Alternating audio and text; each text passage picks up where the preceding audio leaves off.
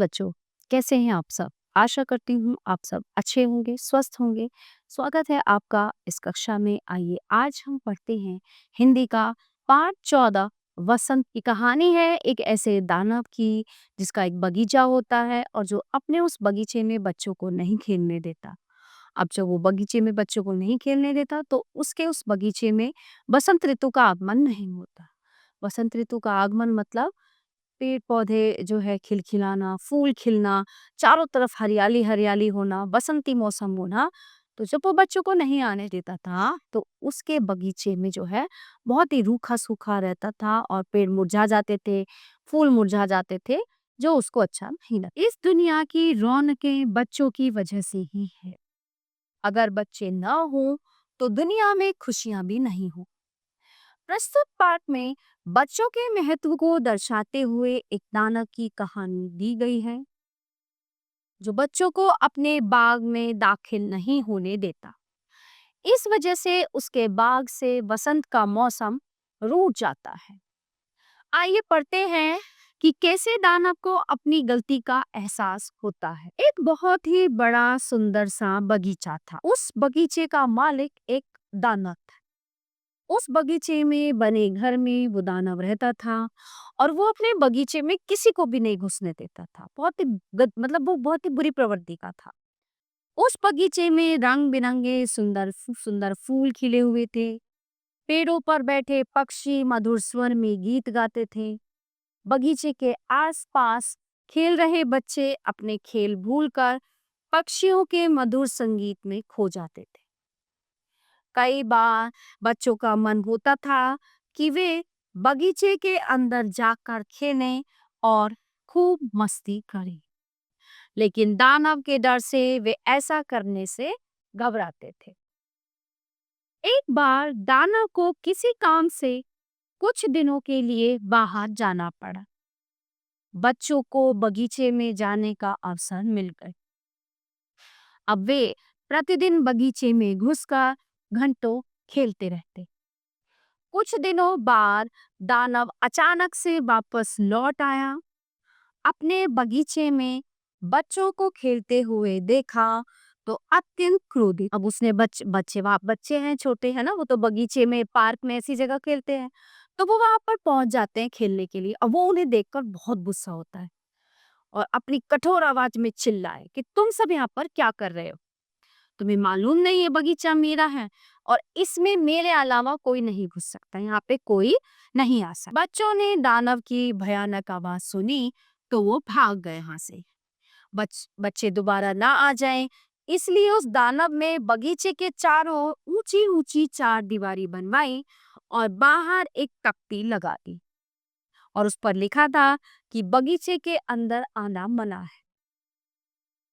बसंत ऋतु आ गई, पेड़ों पे नई कोपलें निकलने लगी, पक्षी चहचहाने लगे, उनकी मधुर स्वर लहरी गूंजने लगी। चारों तरफ रंग बिरंगे फूल खिल उठे, सुगंधित हवा बहने लगी, परंतु स्वार्थी दानव के बगीचे के पेड़ों में ना तो नई कोपलें निकली और ना ही बगीचे में कोई फूल खिला। यानी कि उसके बगीचे में बसंत नहीं आया। हरी हरी घास भी सूखकर पीली पड़ गई।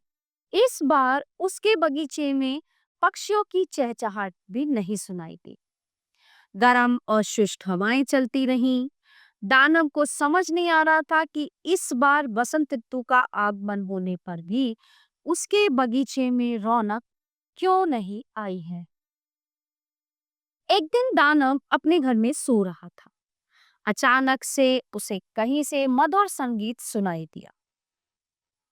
वो तुरंत उठकर बैठ गया तो उसने देखा कि उसकी खिड़की के बाहर एक चिड़िया चहचहा रही है। दानव ने बहुत समय से किसी पक्षी की आवाज नहीं सुनी थी, इसलिए उस चिड़िया का चहचहाना उसके मन को बहुत भा रहा था। ओह, लगता है वसंत आ गया। ये सोचकर वो अपने बिस्तर से कूदते हुए बाहर बगीचे में जाकर देखने लगा। तो दानव ने अपने बगीचे में जो कुछ देखा उस पर उसे विश्वास नहीं हो रहा था। बगीचे की चार दीवारी में एक छोटा सा सुराख हो गया था जिससे कुछ बच्चे बगीचे में घुस आए थे और बगीचे में वो बच्चे खुश होकर नाच रहे थे, उछल कूद कर रहे थे और पेड़ों की शाखाएं झूम झूम कर उनका स्वागत। पेड़ों में नई कोपलें निकल आई थी, कलियों से फूल झांकने लगे थे। चारों ओर रंग बिरंगे फूल अपनी सुगंध फैलाते हुए मुस्कुरा रहे थे।